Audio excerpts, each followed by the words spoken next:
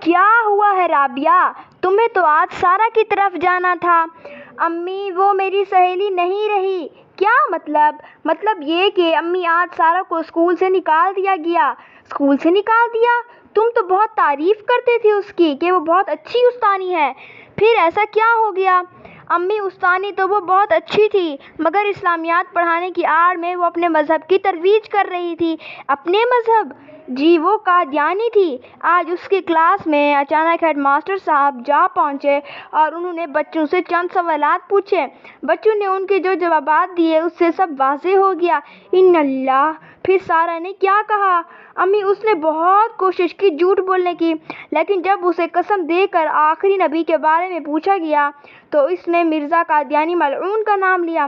اللہ تعالیٰ نے بر وقت معصوم بچوں کو بچا لیا۔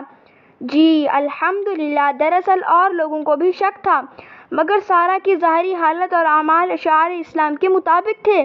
اس کے شوہر جو اسے لینے آتے تھے ان کی بھی مسلمانوں کی طرح داڑھی تھی، کوئی یہ کہہ ہی نہیں سکتا تھا کہ وہ مسلمان نہیں ہیں۔ یہی بات ہے بیٹا، یہ قادیانی اسلام کے شعار کو آڑ بنا کر ہی مسلمانوں کی جڑیں کاٹتے ہیں۔ اللہ ہمیں ان کے شر سے محفوظ رکھے اور انہیں ایسے ہی بے نقاب کرتا رہے۔ آمین ثم آمین۔